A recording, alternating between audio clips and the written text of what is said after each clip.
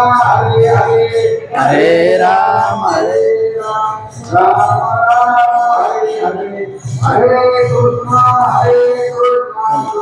कृष्णा हरे हरे हरे राम राम राम हरे हरे हरे कृष्णा कृष्णा कृष्णा हरे हरे हरे राम राम हरे हरे हरे कृष्णा कृष्णा कृष्णा हरे हरे हरे राम राम हरे हरे हरे कृष्णा कृष्णा कृष्णा हरे हरे हरे राम राम हरे हरे हरे कृष्णा कृष्णा कृष्णा हरे हरे कुंडलिक वरदा विठ्ठल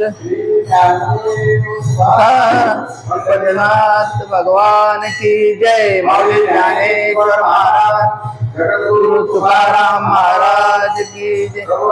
चंद्र भगवान की जय। पवन सुत हनुमान की जय। उमापति महादेव की जय। महात्मा स्वाम पार्थ दैवीं प्रकृति माश्रिता भजन्ते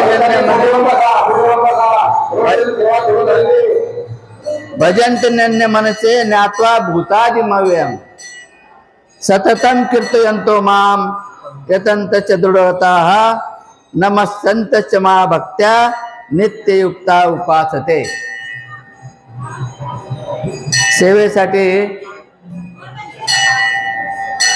घेतलेले 2 श्लोक आहेत ते भगवद्गीतातील 9व्या अध्यायातील 13 आणि 14 क्रमांकाचे आहेत। प्रवचन सेवा सुरू करण्या अगोदर नमन। ओम नमो जी आद्या वेद प्रतिपाद्या जय जय स्वसंवेद्य आत्मरूपा देवा तूच गणेशु सकल मती प्रकाशु म्हणे निवृत्ती दासु अवधारी जोजी। हे शब्दर्व माशेष तेच मूर्ती सुवेश तेथ वर्णोप निर्दोष निर्वित असे आकार चरण युगल उकार उदर विचार मकार महामंडल मस्तकाकारे हे तिने एक उठले तेथ शब्द ब्रह्म कवळले ते मिया गुरुकृपाने मिले आदि बीज। आता अभिनव वाघविलासिनी जे चातुर्यार्थ कला कामिनी ते शारदा विश्वमोहिनी नमस्कारिली मिया। मद हृदय सद्गुरु जेने तारिलो हा संसार पुरू म्हणून विशेष आत्यादरू विवेकावरी। जैसे डोळ्या अंजन भेटे तेवढी दृष्टीची फाटा फुटे मग वाट पाहिते ती प्रगटे महानिधी मग वास पाहिते प्रगटे महानिधी का चिंतामणे झाल्या हाती सदा विजय वृत्ती मनोवृत्ती तैसा मी पूर्ण काम निवृत्ती ज्ञानदेव म्हणे। म्हणून जाणतेने गुरु भजिते तेने कृतकार्य होईजे जैसे मूळ सिंचने सहजे शाखा पल्लव संतोषती का तीर्थे जी त्रिभुवनी पिये घडते समुद्रा वगाहनी नात्री अमृत रस स्वादने रस सकळ तैसा पुढत पुढती तोची मी अभिवंदिला श्री गुरुची अभिलषित मनोरुची पूर्विता तो। महात्मा नस्त्वाम पार्थ दैवीं प्रकृति माश्रिता भजन्ति नन्य मनसे ज्ञात्वा भूतादिमव्ययम् सततं कीर्तयन्तो मां यतन्त च दृढतः नमस्सन्त च मा भक्त्या नित्ययुक्ता उपासते। सेवेसाठी घेतलेला अभंग भगवद्गीतेतील 9व्या अध्यायातील क्रमांक 13 आणि 14 क्रमांकाचा श्लोक आहे। कीर्तन प्रवचन सेवा सुरू करण्या अगोदर थोडा पर्याय द्यायचा तो असा, आजचा दिवस म्हणजे हरिदिन एकादशी आणि ठिकाण आहे प्रत्यक्ष श्री रामचंद्र भगवंताच्या सीताराम प्रभूच्या दरबारामध्ये। प्रभू सीतारामचंद्र प्रभूचे एकनिष्ठ सेवक नामधारक मारुतीरायाच्या सभा मंडपात त्यांच्या समोर आणि रामरायाच्या समोर आणि मध्यभागी मी बसलेलो आहोत, आपण बसलेले आहोत। असा प्रसंग असं ठिकाण हे न भूतो न भविष्यती आहे। आणि निवडलेला श्लोक सुद्धा भगवद्गीतेतील 9व्या अध्यायातील आहे। 9व्या अध्यायाबद्दल माऊली म्हणतात की हा 9व्या अध्यायासारखाच आहे, याच्यापेक्षा श्रेष्ठ अध्याय नाही असं म्हणतात. वास्तविक 18 अध्याय पण श्रेष्ठ आहे, सगळेच अध्याय आपल्याला श्रेष्ठ वाटतात, पण माऊली म्हणतात नाही, 9वा अध्याय सर्वात श्रेष्ठ आहे. का बरं? त्याच्यात अनन्य योग सांगितलाय, आणखी भगवंताचं ऐश्वर्य सांगितलं आणि भगवंताचे अनन्य शरणता सांगितलेली आहे. मग ह्या महत्वाचा का की भगवंताच्या अनन्य शरणतेशिवाय काही शक्य नाही. भगवंताला आपण शरण गेलो तर भगवंत आपल्याला त्याची भक्ती देईल. भक्ती कोणालाही देव देत नाही. भक्ती जर दिलं तर काय होतं, देव भक्त पराधीना. हा, आपण कोणाच्या पराधीन होऊ का? भक्त कोणाच्या पराधीन होईल का? त्याने जर भक्ती दिली की त्याला त्या भक्ताच्या पराधीन राहावं लागतं, आणि भक्ताच्या पराधीन राहण्यासाठी भक्ताचं देवाचं नाव स्वीकारावं लागतं. देवाचं नाव जर स्वीकारलं नाही, निरनिराळ्या गोष्टी अशा आहेत की त्याच्यामुळे आपण भगवंताच्या जवळ जाऊ शकतो.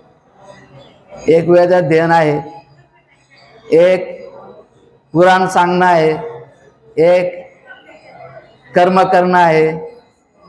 वेदाध्ययन करीची तरी वैदिकची होशी, परी वैष्णव नवशी अरे जना. वेदाध्ययन आहे, पुराण सांगणं आहे, कर्म करणं आहे, नंतर तीर्थ करणं आहे. वेदाध्ययन, पुराण, कर्म, तीर्थ. वेदाध्ययन करीची तरी वैदिकची होशी, परी वैष्णव नवशी अरे जना. पुराण सांगायची तरी पुराणिकची होशी, परी वैष्णव नवशी अरे जना. नंतर कर्म करीची तरी कर्मठची होशी, परी वैष्णव नवशी अरे जना. गायन करीची तरी गुणीजन होशी, परी वैष्णव नवशी अरे जना. तीर्थ करीची तरी कापडीच होशी, परी वैष्णव नवशी अरे जना. नामा म्हणे नाम केशवाचे घेशी, तरीच वैष्णव होशी अरे जना. असा हा नामाचा महात्म्य आहे. नामाच्या भगवंताच्या नामापुढे वेदाध्ययन पण वैदिकच बनवणार, वैष्णव बनवणार नाही. पुराण सांगितलं तर पुराणिकच होणार. असं हे नाम. त्या नामाबद्दल आपण आता भगवद्गीतेतले श्लोक घेत आहोत. या भगवद्गीतेतल्या श्लोकावर माऊलींची काय टीका आहे, माऊली काय म्हणतात ते पण पाहणं गरजेचं आहे. आणि हे 2 श्लोक म्हणजे महात्म्याचं लक्षणं सांगितलेत. आता महात्मा नसतोम पार्थ दैवीं प्रकृती आश्रिता भजन्ते नन्य मनुष्यो ज्ञात्वा भूतादी मव्यम. याचा अर्थ काय? याचा अर्थ असा, महात्मा जो आहे त्याच्याजवळ दैवी प्रकृती असते. नंतर तो महात्मा काय करतो, भगवंताचं असं स्वरूप लक्षात घेतो की जो भगवंत सर्वव्यापक सर्वांतर्यामी आहे असं लक्षात घेऊन देवाची भक्ती करतो. भगवंत सगुण साकार आहे, सगुण निराकार आहे, सगुण आकार रूपाने मूर्ती रूपाने आहे आणि निर्गुण निराकार पण आहे. ह्या सगळ्या गोष्टीचा विचार करून तो भगवंताचं नाम घेतो. असा तो महात्मा असतो. तरी जयांचे चौखटे मानसी मी होऊन असे क्षेत्र संन्यासी जया निजलिया ते उपासी वैराग्य का. भगवान म्हणतात तो महात्मा असा आहे की त्याच्या हृदयात मी क्षेत्र संन्यासी होतो. त्याच्या हृदयातून कुठंच जात नाही, त्याच्याच हृदयात राहतो आणि त्याला काय करतो, वैराग्य देऊन टाकतो. तो जरी झोपलेला असला तरी सुद्धा त्याच्या झोपेत विषयाचा वारा सुद्धा येऊ देत नाही, वैराग्य देतो त्याला. जयाच्या आस्थेच्या सद्भावा आतू धर्म करी राणीवा जयाच्या मन ओलावा विवेकासी. आणि तो महात्मा असा असतो की ज्याच्या हृदयात क्षेत्र संन्यास घेतलेला आहे, तो महात्मा असा असतो की त्याच्यामध्ये धर्म राज्य करतो. तो महात्मा धर्म पाळीत नाही, त्या महात्म्याकडेच धर्म येऊन राहतो. धर्म पाळणं वगैरे गोष्टी त्याच्याजवळ नाहीत. तो धर्मरूपच असतो, धर्मच त्याला सोडित नाही. देव त्याच्या हृदयात येऊन राहतो, क्षेत्र संन्यास घेतो, धर्मही सुद्धा त्याच्याजवळ येऊन राहतो. ते तो जे करेल ते धर्म.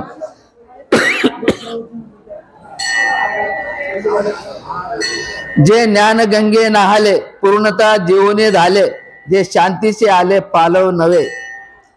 ते महात्मे असे आहेत की ते ज्ञान गंगेत नाहतात. ज्ञानगंगा त्यांच्याजवळ उपलब्ध असते. नंतर जे परिणामा निघाले कुंभ, जे धैर्य मंडपाचे स्तंभ, जे आनंद समृद्धी कुंभ चुब कळूनी. ते महात्म्याजवळ धैर्य असतं.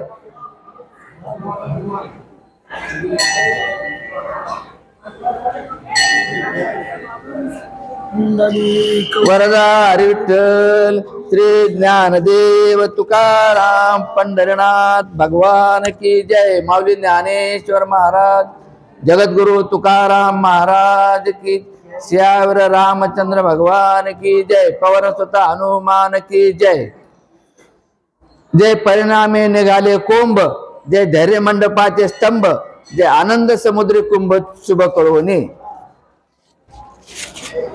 जया भक्तीची इथली प्राप्ती, जे कैवल्या ते पर्वती सर म्हणती, जयाचे लिले माझी नीती जी आली दिसे. तो महात्मा असा असतो की त्याच्याकडे जी भक्ती असते ना, त्या भक्तीने तो काय म्हणतो, कैवल्या ते पर्वते सर म्हणती. तो म्हणतो मोक्ष मला नको, कैवल्य मला नको, मला फक्त भक्ती पाहिजे. तो मोक्षाला नाकारतो, भक्ती फक्त पाहिजे म्हणतो. जे आगवाची करणी लिहिले शांतीची लेणी, जयाचे चित्त गवसणे व्यापका मज. आणि तो काय करतो, शांतीची लेणी घेतो, शांतीचे दागिने अंगावर घालतो, शांती धारण करतो, तो शांतीरूप असतो. आणि मी व्यापक आहे, त्या मज व्यापकाला म्हणजे परमेश्वर म्हणतो मी व्यापक आहे, सर्वांतरी सर्वभूती आहे, इतका मी मोठा आहे, पण तो मला गवसणे घालतो. म्हणजे देवापेक्षा तो मोठा होतो. व्यापक असे देवाला सुद्धा तो गवसणे घालतो. ऐसे जे महानुभाव, जे दैवे प्रकृतीचे दैव, जे जाणून सर्व स्वरूप माझे, असे महात्मे महानुभाव आहेत. आणि ते दैवी जी माझी प्रकृती आहे, ती प्रकृती माझे स्वरूप जाणून मला व्यापकाला गवसणे घालून मग वाढतीने प्रेमी, मग तो माझ्यावर वाढतं प्रेम करतो. आज जे प्रेम करतो देवावर तो भक्त, ते उद्या जास्त आणखी करतो, वाढतं प्रेम असतं. माते भजती जे महात्मे परी दुजेपण मनोधर्मे शिवतले नाही. तो महात्मा वाढत्या प्रेमाने मला बसतो आणि त्याच्या मनात दुजे पण राहत नाही, मी आणि तो एकच होतो. ऐसे मीच होऊन पांडवा करती माझी सेवा, परी नवलाव तो सांगावा असे ऐक. असं तो माझं स्वरूप बनतो आणि माझी सेवा करतो. आणि त्यांचं आणखीन काय नवल आहे ते मी तुला सांगतो. ते पुढचा श्लोक, सततम कीर्तयंतो माम यतंतस्य दृढव्रताः नमस्संत क्षमा भक्त्या नित्य उपासते. असा तो महात्मा जो माझं स्वरूप असतो, तो माझ्या व्यापकाला गवसणे घालून माझी भक्ती करतो. आणि भक्ती करताना त्याचं मुख्य लक्षण म्हणजे असं की ते सतत माझं नाव घेतो, सततम कीर्तयंतो माम. आता ह्या श्लोकाच्या खाली माऊलींनी जी टीका केली ती तर फार महत्वाची आहे. तर कीर्तनाचे आणि नटनाचे नाशिले व्यवसाय प्राश्चित्तांचे, जे नामच नाही पापाची आयशी केली.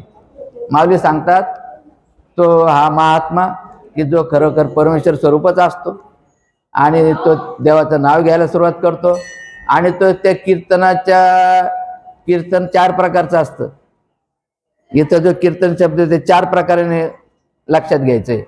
पहिलं कीर्तन गुणवर्णन, भगवंताचं गुण कीर्तन, लीला कीर्तन. नंतर स्वरूप कीर्तन, भगवंताचं स्वरूप कसं आहे ते सांगणारे कीर्तन. आणि शेवटचं कीर्तन म्हणजे नाम संकीर्तन.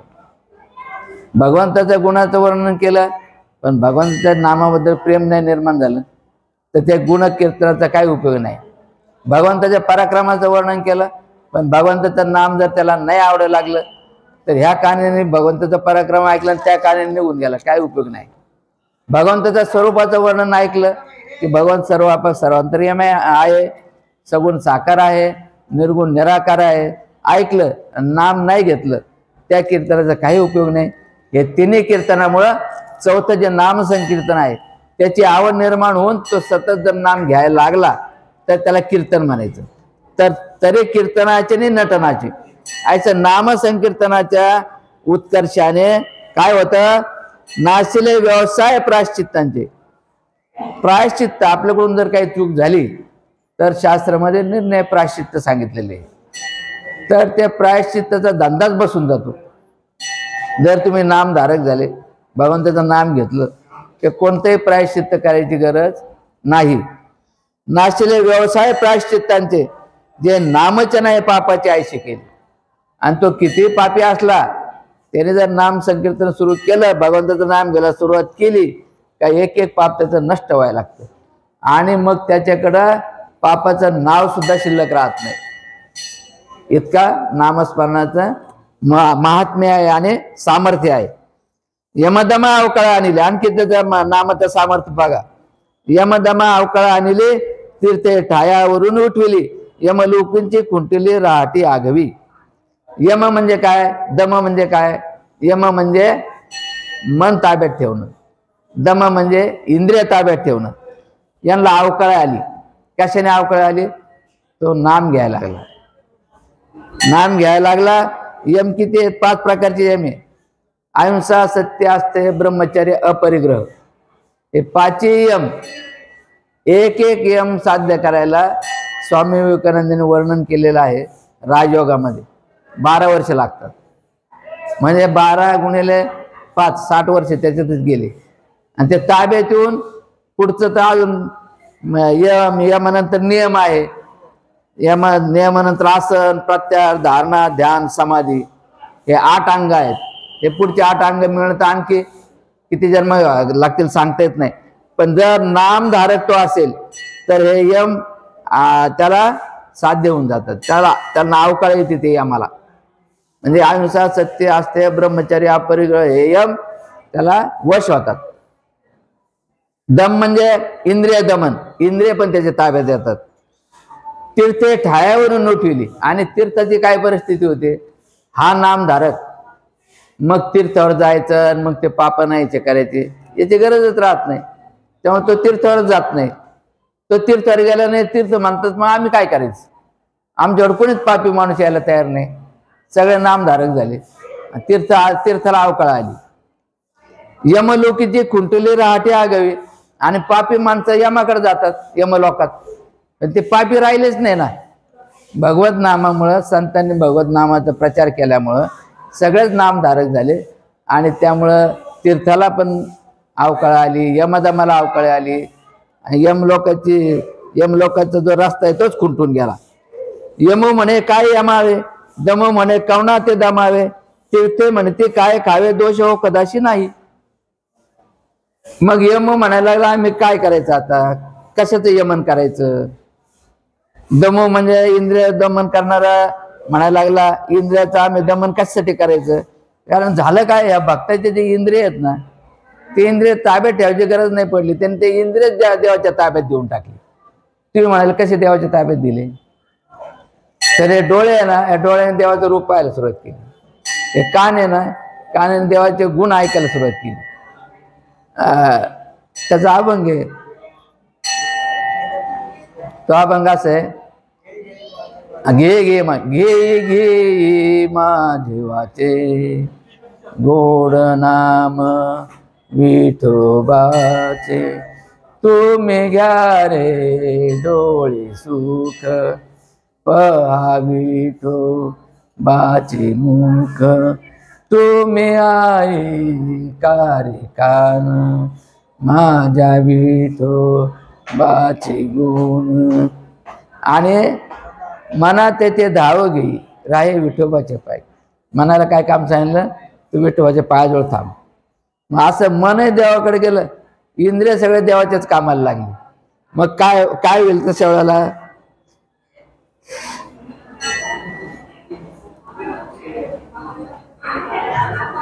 अशा वेळेला काय होईल की ते इंद्रियाचं दमन करायचं काय संबंध नाही ना. आला देवाच्या ताब्यात दिले ना, इंद्रिय ताब्यात ठेवायची गरज नाही, देवाच्या ताब्यात देऊन टाकली. देवाचंच काम करायला लागले ते.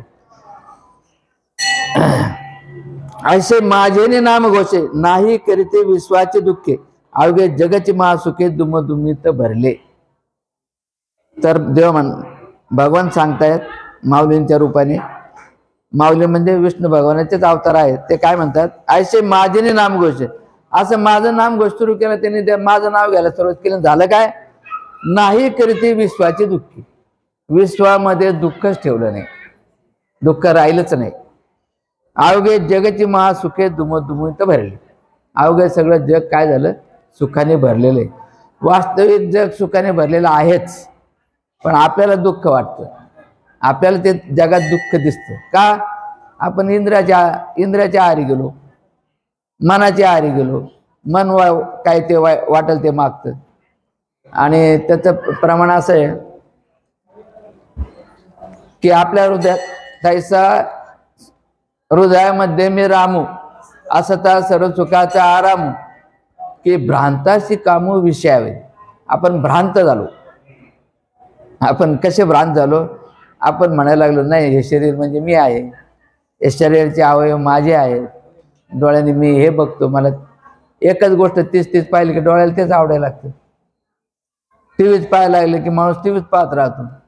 नंतर कानाने काय गोड ऐकायचं म्हटलं तर ते वेगळंच ऐकायला लागतं. तोंडाने काय खायचं म्हटलं तर त्याला पाववाटच आवडायला लागतो. नंतर पूर्वी भाजीच आवडायला लागते, भाजी भाकरी आवडत नाही. आणि इतर जे आवडतं ते आपल्याला हानिकारक आहे. मग तो होतो भ्रांत. मग हृदयातला जो भगवंत आहे तो दिसायचा प्रश्नच राहत नाही. तो बाहेरच शोधित बसतो आनंद. हृदयातला आनंद शोधत नाही. हृदयातला आनंद कसा शोधता येईल, नाम साधना केली, डोळे झाकून घेतले तर मग डोळ्यामुळे तर सगळ्या गोष्टी होतात. डोळ्याने काही पाहिलं की आपण तिकडं भरकटतो. डोळे मिटून जर भगवंताचं नाम घ्यायला सुरुवात केली तर भगवंत आपल्या हृदयात अवतीर्ण होतो. तुम्ही म्हणाल काही पण सांगता, कसं काय अवतीर्ण होईल? याचं कारण असं आहे, नाम आणि भगवंत याच्यात भेद नाही. नाम आणि नामी एक आहे. कसा एक आहे, माऊली सांगतात, परी आश्रय आकाश, आकाशाचे की जैसा. परी आश्रय आकाश, आकाशाची की जैसा, तैसा नामा नामी आश्रय अभेदू असे. आकाश आहे, आकाश कशाच्या आधारावर आहे? आकाशाला आधार काय? आकाशच. तसं भगवंताचं नाम आणि नामी म्हणजे भगवंत हे एकमेकात अभेद आहे. त्यांचा अभेद. नामाला आधार नामीचा, नामीला आधार नामाचा आहे, एक इतके.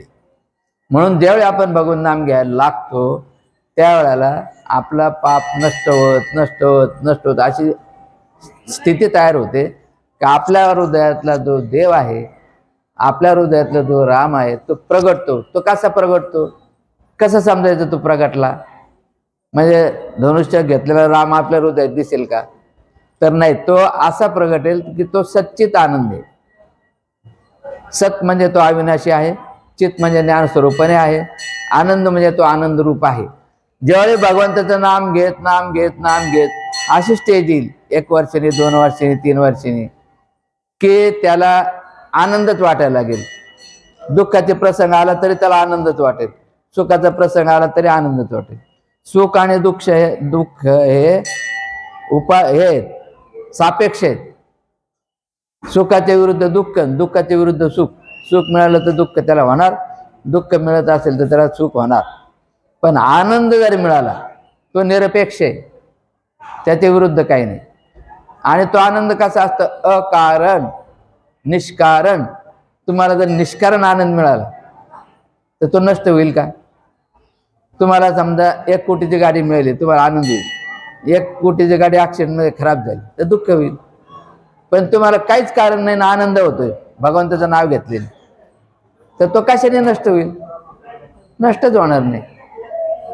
तर असा प्रकारचा आनंद या जगात भरलेला आहे. पण आपण भ्रांत झालो. भ्रांत होऊन चुकीच्या ठिकाणी आनंद शोधायला लागलो. आपल्या हृदयातला आनंद आपल्याला का दिसत नाही? परांची खाणी व्यतृणू स्वयंभू. परांची खाणी म्हणजे उपनिषदामध्ये उदाहरण दिले की एक बॉक्स होता. बॉक्स म्हणजे खोकं, त्याला 9 छिद्र आहे, आतमध्ये दिवा ठेवलाय. त्या दिव्याचा प्रकाश बाहेर पडतोय, वास्तविक देवाचा प्रकाश बाहेर पडतोय, पण प्रकाश आतमध्ये आहे. तसं आपल्या हृदयातलं जे भगवंत आहे त्याच्यामुळे जग प्रकाशित आहे, जग दिसतंय आपल्याला. तेच जगाच्या भानगडीत आपण पडायला लागलो.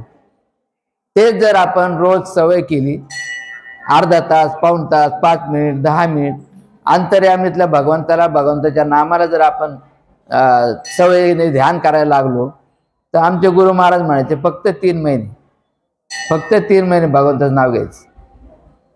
3 महिने कसं घ्यायचं? सकाळी 1 तास, संध्याकाळी 1 तास. आणि सकाळी जे नाम घेता ते मधून मधून आठवायचा प्रयत्न करा. सकाळी जर 1 तास ध्यान केलं तर तुम्हाला नक्कीच दिवसात 2-3दा तरी देव आठवेल. आणि संध्याकाळी 1 तास करा. असं 3 महिने करायचे. तर मी नवीनच अनुभव घेतला होता. म्हणलं माय कोणता ग्रंथ वाचू? ते म्हणे तुला ग्रंथ वाचायला सांगितलंच नाही, तुला फक्त देवाचं नाव घ्यायला सांगितलं. देवाचं नाव घे, वेळ उरला तर पाहू. 3 महिने मला घ्यायला सांगितलं. मला 3 महिने घ्यायला पहिले 2 महिने तर काय घेताच नाही आलं. त्यांना जाऊन सांगितलं मला काय नाव घेता येत नाही. त्याने प्रयत्न कर, दुसरा उपाय नाही. नंतर मी असं ठरवलं 1 तास तर आपल्याला घेताच येत नाही नाम, मग एक डायरी करू. 5 मिनिटं घेतलं, 10 मिनिटं घेतलं, आणि 3 महिन्यातले 90 दिवस त्याचे 2 तास, 180 तास आपल्याला नाम घ्यायचं, असं मी ठरवून टाकलं. पहिल्या दिवशी 10 मिनिटं, नंतर 15 मिनिटं, असं करत करत एका वर्षामध्ये 25-30 तास झाले. दुसऱ्या वर्षी 40 तास झाले. असे 8 वर्ष लागले मला 180 तास व्हायला. 180 तास देवाचं नाव घ्यायला 8 वर्ष लागली. तुम्ही म्हणाल आम्ही तर फार नाव घेतो. तुम्ही पण प्रयोग करून पाहायला हरकत नाही. एक डायरी करायची, सकाळी बसायचं. तुम्ही माळवडीत असाल, समजा माळेने करीत असाल, माळेने का होईना लिहून ठेवायचं. 5 मिनिटं नाम घेतलं, 10 मिनिटं नाम घेतलं, आणि 1 महिन्यात बघा किती वेळ आपण नाम घेतलेले. मग तुमच्या लक्षात येईल की सकाळी 1 तास आणि संध्याकाळी 1 तास नाम घेणं किती अवघड आहे. मग 8 वर्षानंतर माझ्या असं लक्षात आलं की माझे 180-200 तास झालेले आहेत, आणि मला आता पूर्वीइतका राग येत नाही. पूर्वीइतका एखादी वस्तू जी आवडत होती ती वस्तूचं मी आता 8 तास करीत नाही. काम, क्रोध, लोभ, मोह, मद, मत्सर हे जे 6 विकार आहेत, हे थोडे आपलं काहीतरी आटोक्यात आल्यासारखे वाटत आहे. आणि जे नाम आहे भगवंताचं त्याच्यात मला जरा आवडायला लागले, असं मला 8 वर्षांनी कळलं. मग मी त्यांना म्हणलं मला असं होतंय म्हणून मी सांगते म्हणे ग्रंथ वाच, पण आधी हे होऊ दे, तुला नामाची आवड लागू दे, मग ग्रंथ वाच. ग्रंथ वाचशील, ग्रंथ तुला आवडतील, प्रवचन करशील, कीर्तन करशील, लोक तुला लय मोठा महाराज झाला म्हणतील, पण आतमध्ये काही नाही ना. तुला ते मोठं म्हणतील, तुला मोठं झाल्याचा आभास होईल, पण तू भकास राहशील, आज तुला आनंद मिळणार नाही, कारण तू नामच घेतलं नाही. आणि हे जेव्हा माझ्या ते लक्षात आलं, त्यानंतर मी सरकारी नोकरीत होतो, वेळ नाही मिळायचा. नोकरी सोडल्यानंतर मला आमच्या महाराजांनी सांगितलं, ज्यांना आमच्या गुरु महाराजांनी अधिकार दिले, त्यांनी सांगितलं तू प्रवचन कर. म्हणलं मला काहीच येणार नाही, कशाला करायचं? प्रवचन करायचं कीर्तन करायचं म्हणून माझे 25 वर्ष गेली. एक तर कोणी आपलं कीर्तन ठेवत नाही, त्यांना माहितच नाही इंजिनियर माणूस काय कीर्तन करेल. काय करेल? आता रिटायर झालं, काय याला कीर्तन येणार? त्यामुळे ते घाबरतात माझं कीर्तन ठेवायला. याला नाही आलं तर लोक नाव ठेवतील. मी म्हणतो नका ठेवू, मला फक्त करायची इच्छा आहे. नाही ठेवत तर उलट बरं आहे, दागदुख. आता हे प्रवचन ठेवलं माझं गावल्या अण्णांनी, त्याबद्दल खूप धन्यवाद. पण मला सकाळपासून वाटत होतं नसतं ठेवलं तर बरं झालं असतं. टेन्शन येतं ना, काय बोलणार, कोण नाही, लोक येतात नाही येते. इथे मी आलो तर एकही नाही येत नव्हतो, इथं टेबल इथं नव्हतं. म्हणलं आपलं कीर्तन प्रवचन रद्द झालेलं दिसतं, आपलं काय नशिबात नाही. पण आप्पा म्हणे नाही आहे म्हणे, बसा. हरे राम हरे कृष्ण सुरू झाले तरी कोणी नाही, फक्त चव्हाणके महाराज बसले. म्हणलं जाऊ द्या, देव तर ऐकतोय ना आपलं, मागे पण देव आणि पुढे पण देव. हा, हरकत नाही. मला थोडक्यात सांगायचं काय, कीर्तन करणं, प्रवचन करणं सोपं नाही, आणि करणारा जरी असला तरी ते कोणी ठेवणं सोपं नाही, ठेवलं तरी ते करता येणं सोपं नाही, पण नाम घेणं मात्र सोपं आहे. सगळं भगवंताला सोडून देणं निश्चित सोपं आहे. आणि भगवंताने कृपा केली तर हा जो कीर्तन प्रवचनाचा आनंद आहे ते नामधारकानेच घ्यायचा असतो. ज्याला नाम माहीत नाही, जो नामधारक नाही, कीर्तन प्रवचन उत्कृष्ट करतो, लोकांना आवडतो, संसारातलं सांगतो. मी आता संसारातलं तुम्हाला काहीच सांगितलं नाही. काय गरज आहे सांगायची? आपलं आयुष्य काय इतकं सोपं आहे का संसारातलं वर्णन करायचं, हसायचं आणि मजा करायची? अहो, याच्यातला जो आनंद आहे नाम साधनेतला, हा तुम्हाला कधी मिळणार? संसार दुःख रूप आहे हे कळायला. तुम्ही मला संसारात आम्हाला आनंद होतो, दुःख रूप नाहीच आहे. पण ज्या वेळेला तुम्ही म्हातारे व्हाल, सगळे इंद्रिय ज्यावेळी निकामी होतील आणि सगळे भोग तुमच्या समोर आहेत, पण ते भोगता येण्यासारखी तुमची स्थिती नसेल, त्यावेळेला तुमच्या लक्षात येईल संसार दुःख रूप आहे की नाही. त्याच्या आधी पण खूप गोष्टी आहेत. जवळचे नातेवाईक आपल्याला किंमत देत नाही. का देत नाही? तुझ्या तर राम नाही राहिला म्हणतात ते. राम म्हणजे काय? पैसा अडका मिळवत नाही, तो आमच्या सुखाचा नाही. काय काय कशाला संबंध ठेवतील ते उतरवायच्या माणसाचे? पण आपण जर सवय ठेवली भगवंताचं नाम घेण्याची, ग्रंथ वाचण्याची नाही, भगवंताचं नाम घेण्याची, आणि त्या नामातलं जर आपल्याला आवड निर्माण झाली, तर जर आवडायला लागलं तर भगवंत सगळ्या गोष्टी आपल्याला देतो. हे अनुभवाची गोष्ट आहे. हे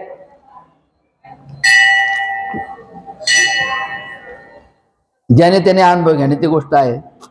3 वर्षापूर्वी माझं मोठं ऑपरेशन झालं. म्हणजे आता संसारातला अनुभव सांगतो तुम्हाला. 3 वर्षापूर्वी माझं मोठं ऑपरेशन झालं आणि मला असं वाटत नव्हतं की मी जगेल. आणि त्या 3 वर्षाच्या आधी माझी अशी स्थिती होती, झोपूनच राहावं लागायचं 5-5, 6-6 तास. मग मला वाटायचं मी उतारवायचं. 74 वर्षाचं वय होतं, उतारवय झालं आपलं. आता चाललं आपण उदीर म्हणजे म्हातारे होत चाललो. पण तसं नाही आहे. आपल्या सगळ्यांना 100 वर्ष जगायचा पूर्ण अधिकार आहे. कोणते आत्तासुद्धा प्रत्येकजण 100 वर्ष जगू शकतो. फक्त भगवंताला म्हणायचं तुझं नाम घ्यायसाठी मला आयुष्य दे, तर भगवंत तुम्हाला आयुष्य देणार, तुमच्या भोग भोगायसाठी नाही. आणि समजा देवाने नाही दिलं आयुष्य तर नाही दिलं, पण नाव घ्यायची सवय लागेल ना. नाव घेतल्यानंतर जर तुम्हाला मृत्यू आला तर तुम्ही म्हणाल ते देईल.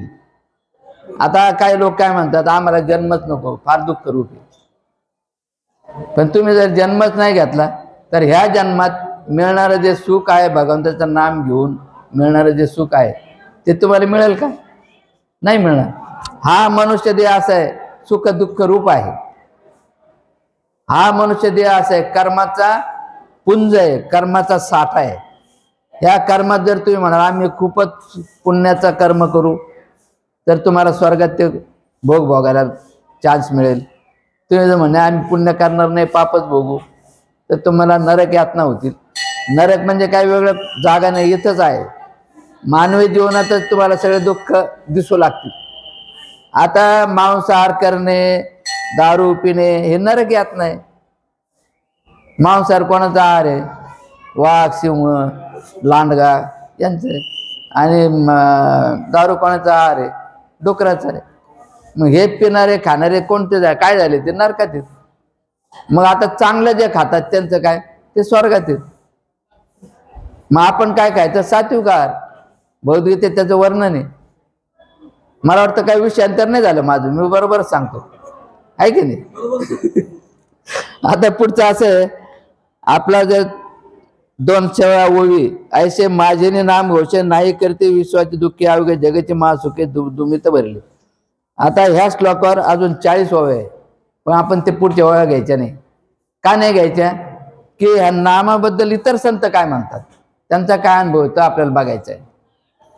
तुकाराम महाराज काय म्हणतात? तुकाराम महाराज किती वेळ झालाय? आहे अजून 15 मिनिटं आहे. 5 मिनिट. हां, म्हणजे मी माझ्या नादात जास्त वेळ करणार असं नको आहे, कमी पण. तर तुकाराम महाराज अभंग आहे. तुकाराम महाराज म्हणतात, त्यांच्याकडे काही साधक आले. ते तुकाराम महाराजांना म्हणाले की महाराज तुम्ही जे काही भक्ती करता, तुम्ही जे काही वैराग्य जे आहे नाही ते सगळं लोकांना वाटून टाकलंय, आणि असं काय आम्हाला शक्य नाही हो, आम्हाला काय आम्ही असं करू शकत नाही. पण आम्हाला वाटतं काहीतरी आमच्या जीवनाचा उद्धार व्हावा आणि भगवंताने जो आम्हाला जन्म दिला, कारण हा जन्म कशासाठी दिला? निजात्म प्राप्ती लागून देवे केली मनुष्य, निजात्म प्राप्तीसाठी दिला. पण ते निजात्म प्राप्ती, ते मोक्ष, ते आत्मज्ञान, या गोष्टी आम्हाला फार अवघड वाटतात. पण वाटतं बा आमचं काहीतरी व्हावं. पण तुम्ही जे करता ते काय आम्हाला शक्य नाही. तीर्थयात्रा करता येणार नाही आम्हाला. काहीतरी सोपं सांगा. त्यांचा प्रसिद्ध अभंग आहे, चाल कैलासी मोकळा, बोल विठ्ठल वेळोवेळा, तुझं नामचे न्यायचे, पाप घेता जवळी वसे. असं सांगितलं त्यांनी. तुझं पापचे न्यायचे, तुझं जवळ, तू जर नाम घ्यायला सुरुवात चल तुला मी मोकळा करून टाकले. तुला आहे ना काही सांगत नाही, पंढरपूरला या सांगत नाही, ज्ञानेश्वरी वाद सांगत नाही, भगवद्गीता वाद सांगत नाही, संस्कृतीला येणार नाही.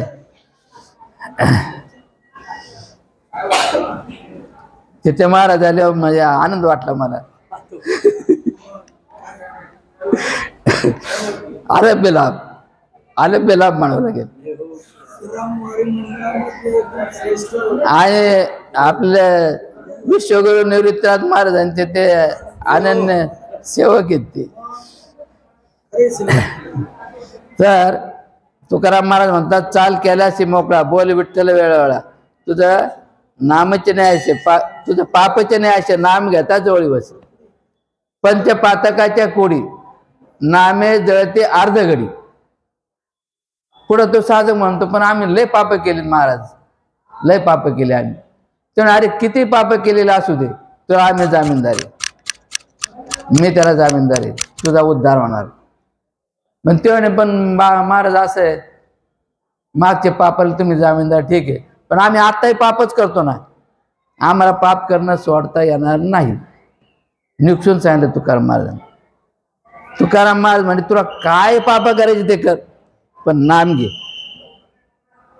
तुला याला पाप करायला पाहिजे, याचा अर्थ आपण उद्यापासून पापच करायला सुरुवात नाही करायची नामाच्या जोरावर. तसं जर केलं ना तर मग आपण फुकट टाइमपास केला असं होईल. तसं नाही करायचं. त्याचा याला आणखी दुसरा अभंग आहे, नसे तरी म्हणे नसो. आपण नेहमी ऐकतो भगवंताचं नाम घ्यायचं म्हणजे प्रेमाने घ्यायला पाहिजे आणि आवडीने घ्यायला पाहिजे म्हणतो आपण. पण आवड नसल्यावर काय करायचं? ते आवड आणायची कुठून, प्रेम आणायचं कुठून? नसल्यावर काय करायचं? त्याच्यावर दुसरा अभंग सांगताय तुकाराम महाराज, नसे तरी म्हणे नसो परे, नसे तरी म्हणे नसो परे, वाचे तरी वसो. म्हणजे माझ्या तोंडात तरी असू दे. नसे तरी म्हणे नसो परे, वाचे तरी वसो, देह पडो या चिंतने, विठ्ठल नाम संगीत. दंभ स्थिती भलत्या भावे. दंभ म्हणजे काय? दाखवायचे की करायचे. दाखवायचं मी लय मोठा भक्त आहे, गंटिळा लावायचा, सगळं करायचं, दंभ येतो. असं असलं तरी चालेल म्हणतात तुकाराम महाराज. दंभ स्थिती भलत्या भावे, कोणत्या भावाने? चांगल्या भावाने, वाईट भावाने, पण विठ्ठल नाम आले पाहिजे. दंभ स्थिती भलत्या भावे, मज हरिजन मानवावे. आपण काय म्हणतो लय मोठा भक्त लागून गेला, हरकत नाही, पण सोंग घेतले तर भक्ताचंच घेतले ना, वाईटचं सोंग नाही घेतलं. आपण जर लंगड्या माणसाचं सोंग घेतलं, लंगडत चालायला लागलो, तर पाय चांगला असून सुद्धा 2-3 महिन्याने लंगडेच होतो. करून बघा. तसं भक्ताचं सुद्धा सोंग घेऊन बघा. सोंग घेऊन घेऊन खोटच मानाने देवाचं नाव घ्यायला सुरुवात करा. तरी तुकाराम महाराज म्हणतात, तुका म्हणे कालांतरी माझं सांभाळील हरी. मी जरी वर करणे खरा भक्त नसलो आणि देवाचं म्हणजे भक्त खोटं भक्ताचं सोंग केलं तरी तो हरी मला सांभाळील. का? की सोंग मी चांगल्याच घेतलं ना, भक्त व्हायचं सोंग घेतलं ना.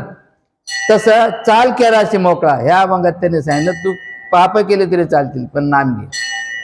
परत दुसरं एक पद आहे अनुप जलोटांचं, नाम जपन क्यों छोड़ दिया, काम क्रोध छोड़ा, काम क्रोध नहीं छोड़ा, सत्य वचन क्यों छोड़ दिया. अरे बाबांना देवाचं नाव घ्या.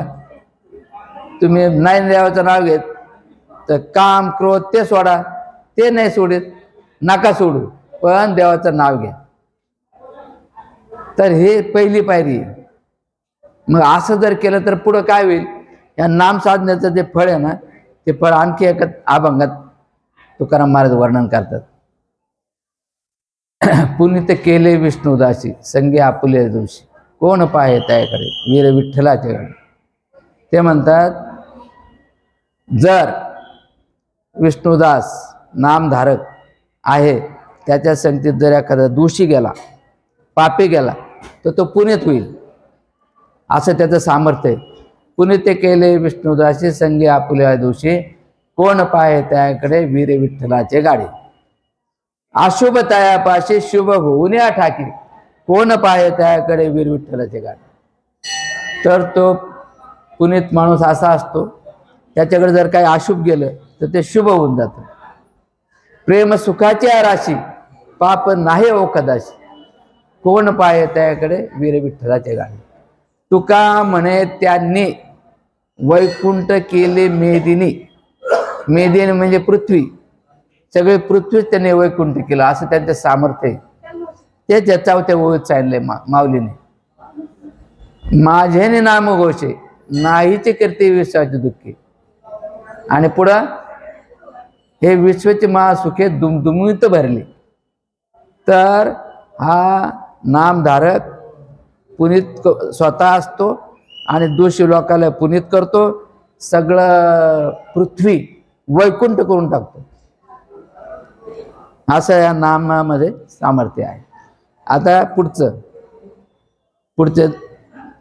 महत्त्वाचे आहेत, अजून वेळ आहे आपल्याला म्हणून सांगतो. आणि मी संसाराचा प्रपंचाचं काहीच न सांगितल्यामुळं तुम्ही एखादे बोर झाला असाल, पण माझा नाविलाज आहे, मी दुसरं काही बोलणार नाही. का होते ते महाराज ते पाठ विण पाहावित अमृत विण जीवित योगे विण दावित कैवल्य डोळा. ते म्हणजे कोण? नामधारक. ते काय करतात? पाठ झालेली नाही तरी तुम्हाला सूर्यप्रकाश देतात. नंतर तुमचं अमृत नाहीये जगायसाठी तरी तुम्हाला ती जिवंतपणा देतात. आणि तुम्ही योगी नाहीये, योगाचा अभ्यास तुम्ही केलेला नाहीये, पण कैवल्य म्हणजे मोक्ष देतात. कशाच्या आधारे? नामाच्या आधारे.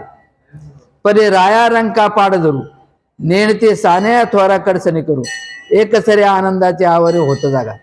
आणि ते नामधारक विष्णुदास काय करतात? हा राजा आहे, हा गरीब आहे अशी पर्वा करीत नाही. राजा जरी आला तरी त्यालाही पण उद्धार करणार, आणि रंग आला गरीब आला तरी त्याचाही उद्धार करणार.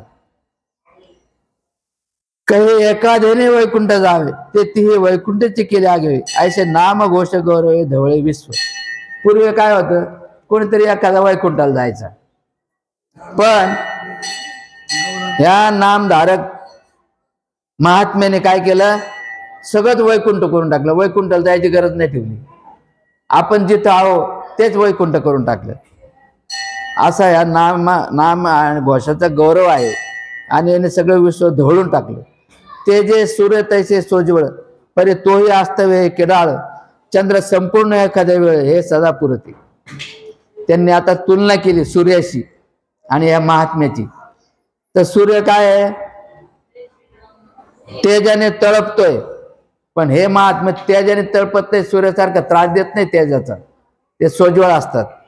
नंतर सूर्यामध्ये आणखी एक गोष्ट आहे की त्याचा अस्त होतो, पण ह्या महात्म्यांचा अस्त होत नाही. नंतर चंद्राची यांची जर तुलना केली तर चंद्र 15 दिवसातून एकदाच संपूर्ण असतो. इतर वेळ तो अर्धाच असतो, अर्धा पाव. हे मात्र सगळा चंद्रासारखे पूर्ण आहेत. नंतर मेघाची तुलना केली. मेघ उदार परे ओसरे म्हणून उपमेश न पुरे. मेघ हा उदार आहे पण ते ओसरून जातो, संपून जातो. पण हे महात्मे मेघासारखे उदार आहेत पण संपत नाहीत. आणि हे सपाखरे पंचानन हे सिंह आहेत, पण कसे सिंह आहेत? पंख असणारे सिंह आहेत. जयाचे आता पुढचे वेळी फार महत्वाचे आहे, सगळ्यांनी कृपा करून लक्ष द्या. जयांचे वाचे पुढा भोजे अखंड नाम नाचत असे माझे जे जन्म सहस्री ओळखे जे एक वेळ मुखाची यावया. हा महात्मा असा असतो याच्या तोंडामध्ये सतत माझं नाम चालू असतं. पण माझं नाम घेणं किती अवघड आहे. एक वेळ जर माझं नाव घ्यायचं असेल तर 1000 वेळा माणसाचा जन्म घ्यावा लागतो, देवाची सेवा करावी लागते, तेव्हा एकदा नाम येतं. आणि याच्या तोंडात सतत नाम असतं. म्हणजे हा महात्मा किती पुण्यवान असला पाहिजे. तो मी वैकुंठी नसे, एक वेळ भानुबिंबी न दिसे, वरी योग्यांची ही मानसे उमरडून जाय. भगवान म्हणतात मी वैकुंठात राहतो असं सर्व श्रुत आहे. वास्तविक पाहता मी सर्वव्यापक सर्वांतर्यामी आहे. नुसता वैकुंठात राहायला मी काय एकदिशी नाही.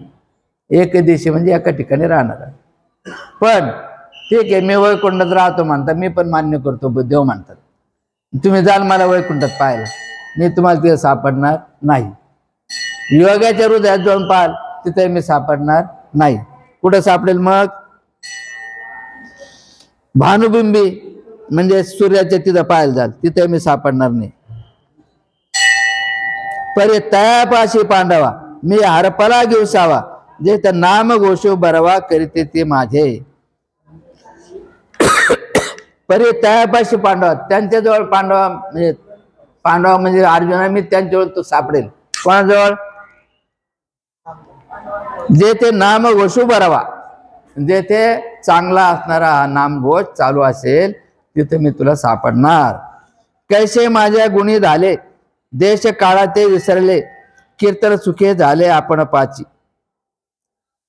तर देश काळाला हे विसरतात महात्मे, त्यांना कीर्तनाचं सुख होतं आणि ते माझ्यासारखेच होऊन जातात. कृष्ण विष्णू हरिगोविंद या नामाचे निकळ प्रबंध, माझी आत्मचर्चा विशद उदंड गाती. ते नेहमी कृष्ण विष्णू हरिगोविंद कृष्ण विष्णू हरिगोविंद असे नामाचं गान चालू असतं.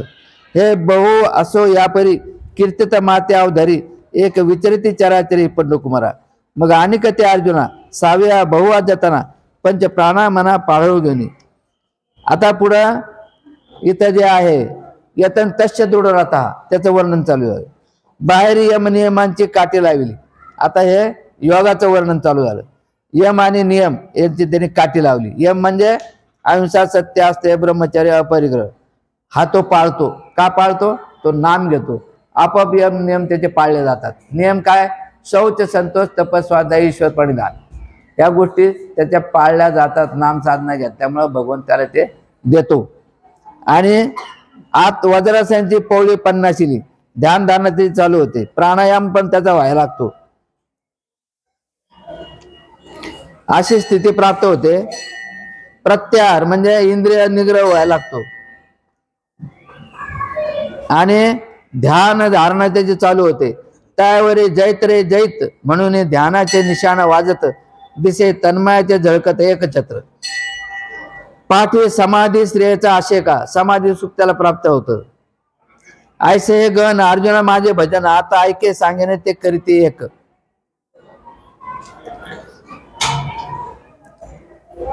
आधी ब्रह्मा करुणी शेवटी मशक धरुणी, माझी समस्त हे जाणून स्वरूप माझे. आणि त्याच्या असं लक्षात येतं त्या नामधारकाच्या की सगळ्या ठिकाणी मी आहे. ब्रह्मदेवात जो मी आहे तोच चिलटात सुद्धा आहे. शेवटी मशक धरुणी माझी समस्त हे जाणून स्वरूप माझे. मग वाढ दाखुटे न म्हणती, सजीव निर्जीव न म्हणती, देखले वस्तू उजू लुटते ती मीच म्हणून. मग हा नामधारक सजीव आणि निर्जीव हा पण भेद पाळीत नाही. निर्जीव वस्तूत पण त्याला भगवंत दिसायला लागतो.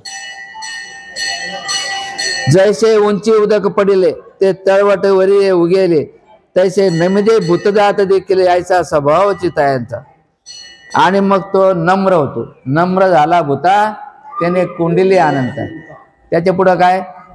नम्र झाला भूता त्याने कुंडली अनंत. त्याच्या पुढं आहे हारी आणला श्रीरंग. श्रीरंगालाच हारून टाकतो तो त्याच्या नम्रतेने. हरी आणि लवण ते. आणि तो मीठ कसं होतं, मीठ पाण्यात मिसळून जातं तसा तो या सगळ्या विश्वात मिसळून जातो. नम्र झाला भूता त्याने कोंडिले अनंता. हेचे सुरत्वाचे अंग हरी आणिला श्रीरंग. अवघा झाला पण लवण सकळा कारण तुका म्हणे पाणी.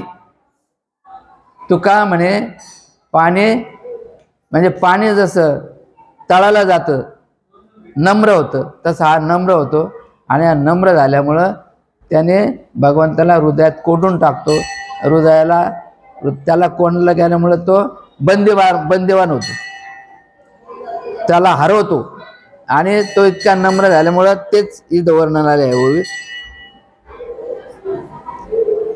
जैसे उंची उदक पडिले म्हणजे उंच ठिकाणी पाणी पडले ते तळवटीवर येऊ गेले ते तळवटावर खाली येतं.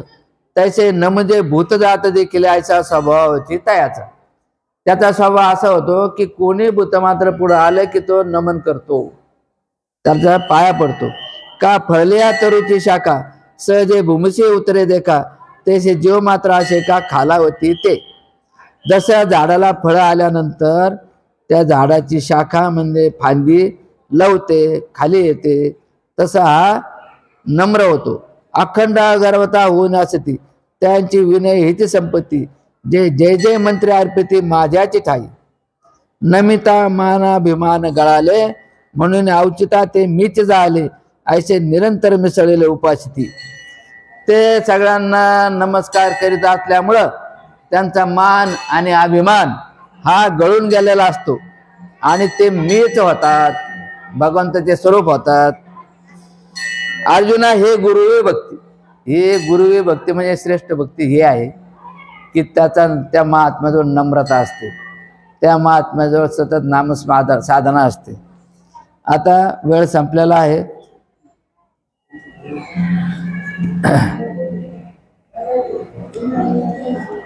आता वेळ संपलेला आहे तरी झालेली सेवा प्रभू रामचंद्राच्या चरणी, हनुमंतरायाच्या चरणी आणि तुम्हा सर्व जीवित मायबापांच्या चरणी. जीवित म्हणजे तुम्ही भगवंताचे भक्त आहात, भगवंत तुमच्या हृदयात आहे.